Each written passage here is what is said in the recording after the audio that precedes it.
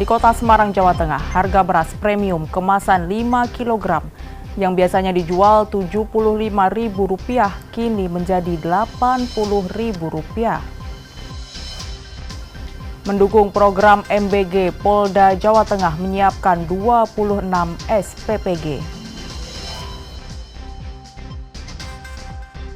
Berwisata sambil mencicipi buah anggur langsung dari pohonnya di Kabupaten Pekalongan.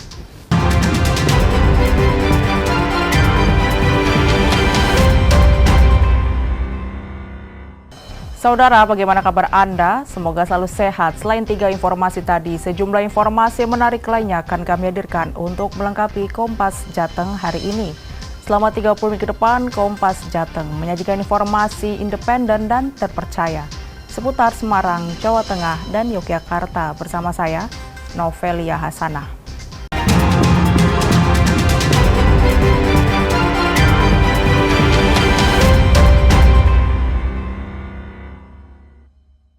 Mengawali Kompas Jateng pagi ini, Saudara, Alwin Basri, suami mantan Wali Kota Semarang, Heviarita Gunaryanti Rahayu atau Mbak Ita, diduga mengancam Kepala Badan Pendapatan Daerah Bapenda Kota Semarang, Indria Sari, perihal aliran dana dalam kasus dugaan korupsi yang tengah disidangkan di Pengadilan Tindak Pidana Korupsi Semarang.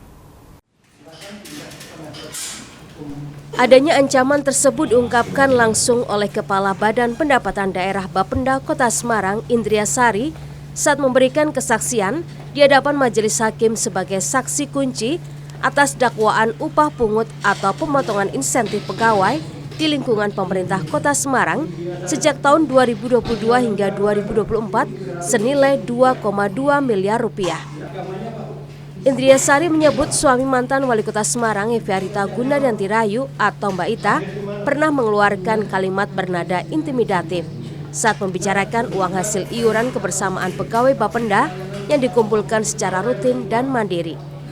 Dalam kesaksiannya, Indria Sari juga membenarkan total dana yang diserahkan kepada Mbak Ita dan Alwin mencapai Rp2,2 miliar. Tidak tahu waktu itu dipanggil ke gedung PKK saya sendiri juga karena Bapenda itu tidak ada kaitannya dengan PKK, saya juga nggak tahu. Kemudian Pak Alwin bilang, kerjanya itu dipantau sama Bu Ita, tapi kamu juga harus support ke saya. Kalau minta 300 berarti saya minta 200. Itu minta 200? Iya. Itu di bulan apa ya? Bulan Mei atau Juli itu lagi, pada saat ketemu di gedung PKK.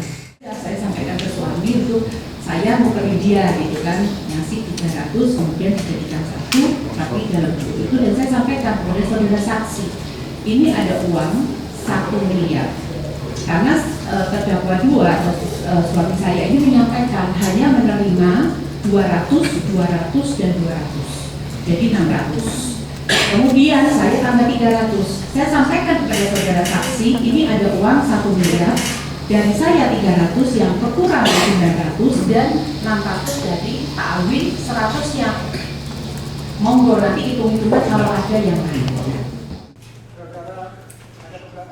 Sementara itu, penasihat hukum terdakwa menyatakan jika Indria Sari jelas turut serta dalam tindakan korupsi, yakni menjabat sebagai Kepala Bapenda Kota Semarang dan sebagai pemberi suap namun tidak dijadikan tersangka. Sebutkan Alwin Basri, Ita, Heviarita, terus bersama-sama dengan Alwin Basri dan Indriani. Kalau persoalannya sekarang ini Indriani itu belum diperiksa. Indria Sari itu belum diperiksa. Sehingga kami kok hebat sekali orang ini. Karena dari jawabannya ini orang nampaknya jawabannya agak tertutup. Jadi saya, kenapa sih KPK? Apa KPK itu tidak berani menetapkan dia sebagai tersangka, mungkin di belakangnya ada orang kuat, atau memang dilindungi ini gitu loh. Makanya tadi saya bilang equal before the law. Kalau sudah dan bersama-sama dan ya sudah lakukan segera. Jadi depan saya sudah cerita bahwa ini itu kan saksi mahkota. Saksi mahkota itu biasanya terakhir kali, setelah saksi-saksi fakta baru saksi mahkota. Tapi kali ini saksi mahkota ditaruh di depan. Ada apa maksudnya? Ada something. Seperti diketahui, mantan wali kota Semarang dan suaminya didakwa melakukan dugaan 3 tindak korupsi, yakni terkait suap pengadaan meja dan kursi sekolah dasar sekota Semarang, pengaturan proyek penunjukan langsung tingkat kecamatan, dan permintaan uang insentif pemungutan pajak dan retribusi daerah dengan total kerugian sekitar 9 miliar rupiah. Heri Widodo, Kompas TV, Semarang, Jawa Tengah.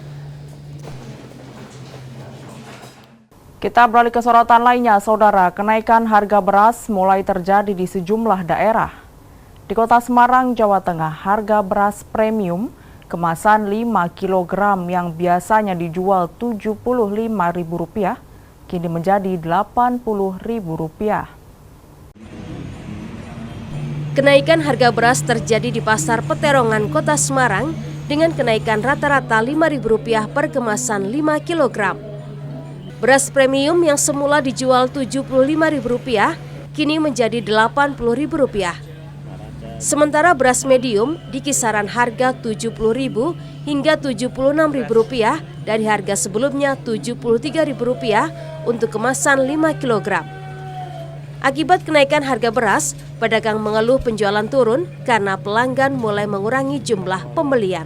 Kalau yang premium itu saya dulu 75, sekarang 80. Ya. Untuk yang medium bisa 75, masih 75, 76. Itu. Jadi ya dari harga 73. Itu. Jadi kenaikan sejak 2 minggu yang lalu. Biasanya mereka beli itu bisa 5 kilo, sekarang 2 kilo. Konsumen gitu? Ya, konsumen. Ya, mengurangi pembelian. Itu saya suka 5 kilo naiknya 5.000. Jadi per kilo naiknya 1.000. Ya warga biasanya justru itu mengeluh, apalagi untuk PKL seperti menjual nasi goreng, terutama nasi goreng harganya naik, dia mengeluh sekali. Para pedagang berharap harga beras bisa kembali normal sehingga tidak memberatkan mereka sebab kondisi perekonomian yang sedang lesu. Selain beras, kenaikan harga juga terjadi pada komoditas telur dari harga Rp25.000 naik menjadi Rp28.000 per kilogram. Prahayuda Febrianto, Kompas TV, Semarang, Jawa Tengah. Sementara itu, kenaikan harga beras dirasakan kian memberatkan masyarakat. Operasi pasar hingga bantuan beras tak mampu meredam kenaikan harga beras secara bertahap yang sudah terjadi 2 bulan terakhir. Pemilik usaha warung nasi hingga ibu rumah tangga di Kota Semarang mulai khawatir kenaikan harga beras secara bertahap yang berlangsung selama 2 bulan. Bagi usaha warung nasi, ketika harga beras naik, sulit untuk menyesuaikan porsi agar tetap dapat untung yang cukup. Haryati, pemilik warung nasi di Sampangan, Kota Semarang mengatakan, kenaikan harga beras sekitar Rp5.000 per karung atau per 25 kg. Per saknya kalau kurang lebih ya 5.000 paling. Tergantung mereknya juga. Dulu ya, sekarang udah paling murah itu 325. Nah, saat ini mungkin beda merek juga ya, jadi 337 kemarin. Sebelumnya mungkin 3 hari sebelumnya 335. Nggak tahu hari ini. Berapa berarti? Ya kurang lebih 5.000, 10.000 per sak. Bertahap atau langsung? Bertahap. Kadang ya turun lagi tiba-tiba. Tapi ya kadang tanpa pemberitahuan ya naik lagi. Itu sejak kapan? Sekitar 1-2 bulan ini ya. Bahan nasinya gimana? Dikurangi atau gimana? Yo tetap ya biasa, masalah udah para pelanggan ya, kalau dikurangi yo malah jadi mengurangi pelanggan, takutnya yo seperti biasa aja. Untungnya dikurangi berarti? Ya pasti. Sementara itu, salah seorang ibu rumah tangga yang kerap mendapat pesanan nasi bungkus dari tetangga sekitar rumahnya mengaku jika harga beras naik, tidak banyak yang dapat dilakukannya. Merepotkan juga sih Mas, kalau berasnya naik gitu kan, juga saya kan kadang juga jualan nasi juga, paling ya pokoknya menyusahkan lah, berarti ngurangi keuntungan. Kalau porsi tetap sama gitu, soalnya kalau porsinya dikurangin takutnya pelanggan juga komplain juga. Warga juga mengkhawatirkan kenaikan harga beras akan memicu naiknya harga komoditas bahan pokok lainnya. Dan jika itu terjadi, maka pemilik usaha warung nasi kecil bakal semakin kepayahan bertahan. Prayuda Febrianto, Kompas TV, Semarang, Jawa Tengah. Mendukung program MBG, Polda Jawa Tengah menyiapkan 26 SPPG. Nantikan informasinya usai jeda.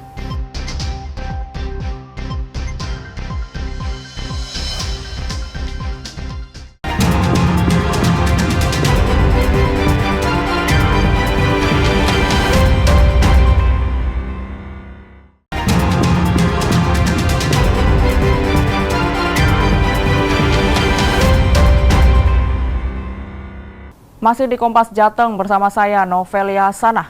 Pemerintah Kota Semarang sedang menyusun arah kebijakan pembangunan daerah tahun 2026 lewat Forum Musyawarah Perencanaan Pembangunan atau Musrenbang Rencana Kerja Pemerintah Daerah tahun 2026. Dari 6 prioritas pembangunan utama yang ditetapkan, Wali Kota Semarang Agustina Wilujeng Pramestuti menyatakan sektor UMKM tantangan paling berat yang dihadapi pemerintah Kota Semarang. Musrenbang Kota Semarang ini digelar dalam rangka penyusunan RKPD tahun 2026 sebagai dasar penyusunan APBD tahun 2026. Wali Kota Semarang Agustina Wilujeng Pramestuti menegaskan, semua sektor dinilai penting, namun untuk sektor UMKM, perempuan dan sosial dianggap menjadi tantangan paling berat. Namun Agustina menegaskan yang paling terberat adalah UMKM. Tingginya ketergantungan Kota Semarang terhadap pasokan pangan dari luar daerah menjadi alarm bahwa UMKM harus dikembangkan guna mendukung ketahanan pangan lokal. Tidak itu saja, pengelolaan sampah yang baik dan ketahanan pangan juga menjadi bagian program penting. Semua urgent, cuma yang paling banyak akan mengambil energi dan perhatian itu urusan UMKM, kemudian urusan perempuan, sama urusan sosial. Kalau sampah sendiri? Ya kalau sampah ini sudah tertata nih. Kerja paling beratnya ya UMKM dikorelasikan dengan ketahanan pangan, itu paling berat.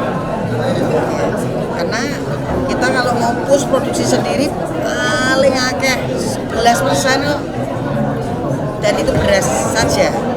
Ya. Mau yang lainnya kayak daging, ayam itu juga lebih kecil lagi, 6-8%. Artinya kita sangat tergantung kepada pihak luar. Nah, bagaimana caranya industri kecil, menengah, dan kreatif ini kemudian mengkolaborasi untuk proses ketahanan pangan? Itu PR. Tapi kalau bisa berhasil, pasti. Lebih lanjut, Musrenbang RKPD ini juga menjadi ajang integritas program antara usulan masyarakat tingkat bawah dan arah kebijakan tingkat daerah. Proses ini dilakukan secara berjenjang dari tingkat warga, kelurahan, kecamatan hingga tingkat kota guna menjamin transparansi dan akuntabilitas perencanaan pembangunan. Luar biasa, hal yang luar biasa walaupun tiap tahun, tetapi memang butuh lah. Semuanya diundang dari seluruh stakeholder pemangku kepentingan yang ada di Kota Semarang, tidak mengenal itu siapa, semuanya diundang.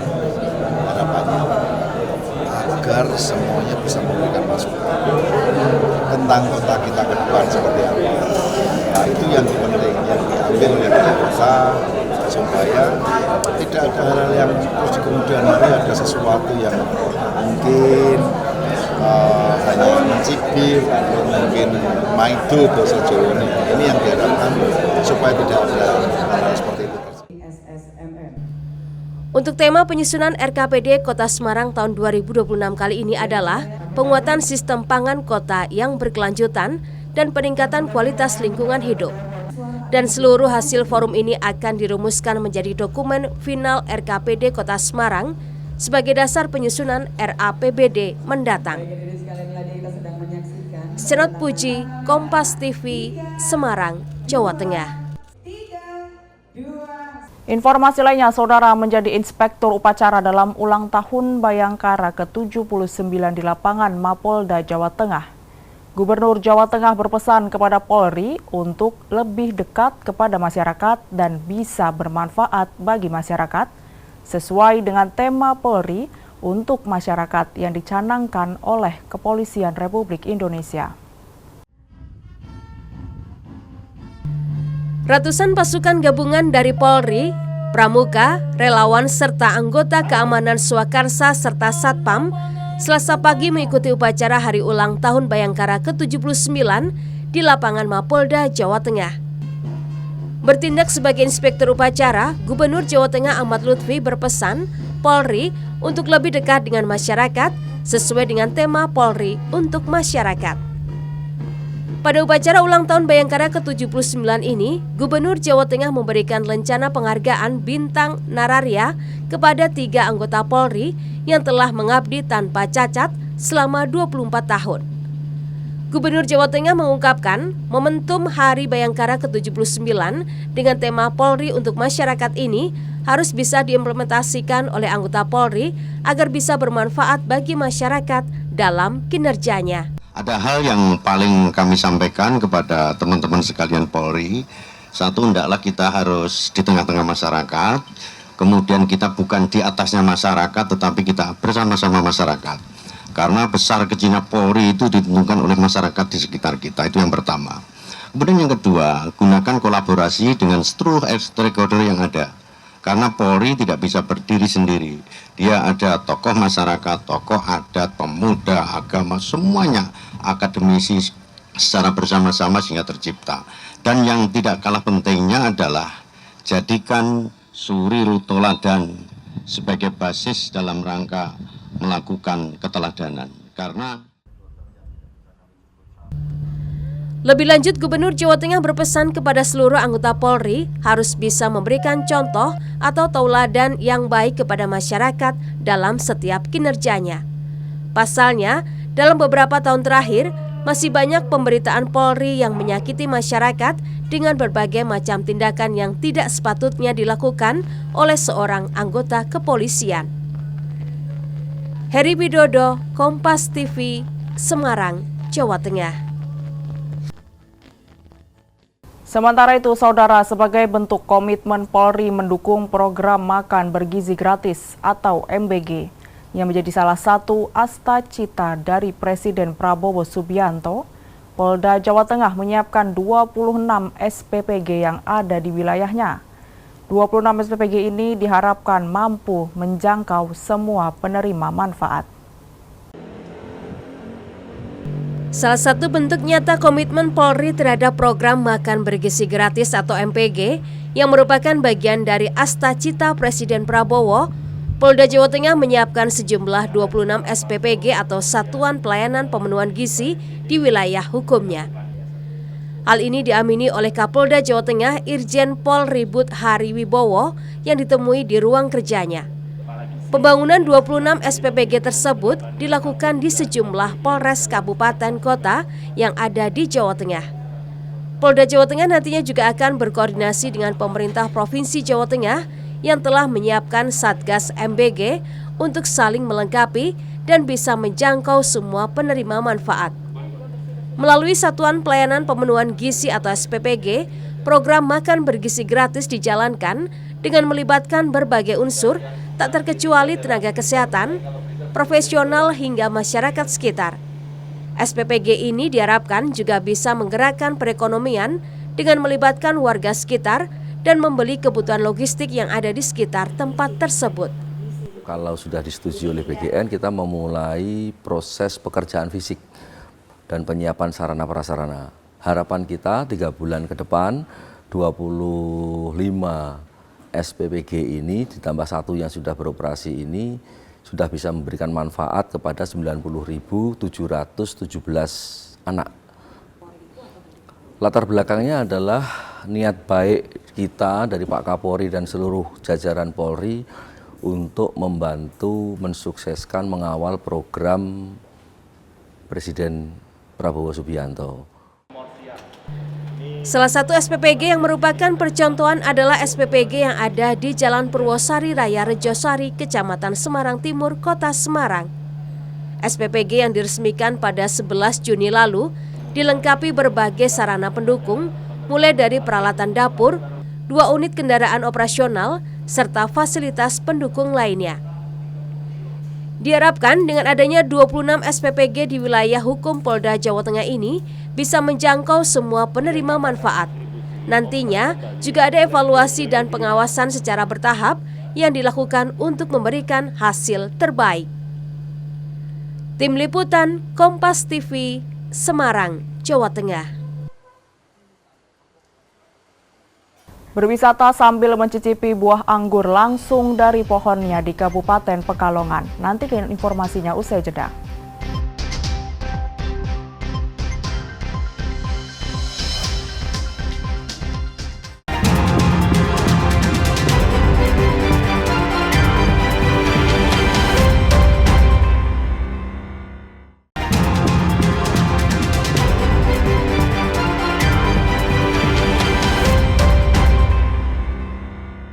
Terima kasih Anda masih di Kompas Jateng bersama saya Novelia Hasanah. Sekolah dasar swasta di Kota Semarang memberikan penghargaan kecerdasan kepada siswa-siswinya. Penghargaan ini diberikan sebagai bentuk apresiasi agar siswa lebih percaya diri dengan kemampuannya. Untuk meningkatkan rasa percaya diri siswa dan memotivasi siswa agar terus mengembangkan diri, lewat momentum kelulusan, salah satu sekolah dasar swasta di Kota Semarang memberikan penghargaan kecerdasan kepada 111 siswanya. Penghargaan ini diberikan sesuai dengan kemampuan paling menonjol masing-masing siswa. Kepala SDIT Bina Amal Kota Semarang, Oktora Rahmat Santoso mengatakan, ketika siswa menerima penghargaan kecerdasan ini, mereka merasa dihargai dan diakui atas usaha dan pencapaian mereka, yang akan meningkatkan rasa percaya diri dan mampu menghadapi tantangan. Anak-anak semua mendapatkan penghargaan sesuai kecerdasan masing-masing ya. Semuanya mendapat piala, mendapat penghargaan, ada yang penghargaan bahasa, ada sosial, chemistry dan sebagainya. Mereka pasti punya beragam kecerdasan, tapi yang paling menonjol yang menjadi mereka yang memiliki itu menjadi kita apresiasi yang itu, kita apresiasi yang menonjol itu ya, walaupun banyak sekali kecerdasannya. Dengan memberikan penghargaan yang tepat, guru dan orang tua dapat membantu siswa membangun rasa percaya diri yang kuat, yang pada akhirnya akan berdampak positif pada kehidupan akademik dan sosial mereka. Febriana Mila, Kompas TV, Semarang, Jawa Tengah. Saudara, di musim liburan tidak ada salahnya berwisata di kebun anggur di Kabupaten Pekalongan, Jawa Tengah. Di sini pengunjung bisa langsung memetik dan mencicipi buah anggur dari pohonnya sebelum dibeli. Lalu seperti apa wisata petik anggur ini? Berikut liputannya untuk Anda.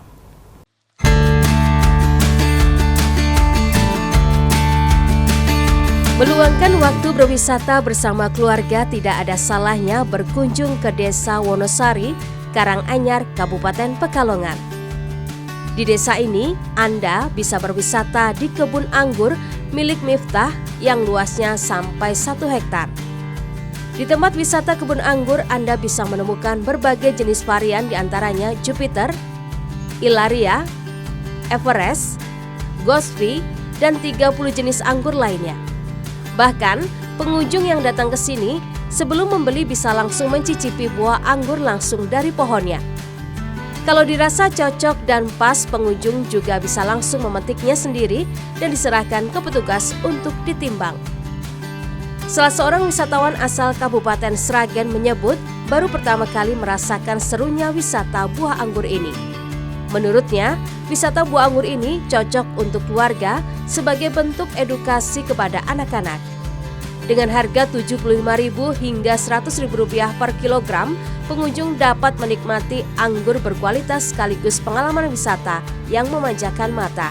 Kebetulan saya liburan ke tempatnya kakak saya di sini, terus diajak ke kebun anggur sini.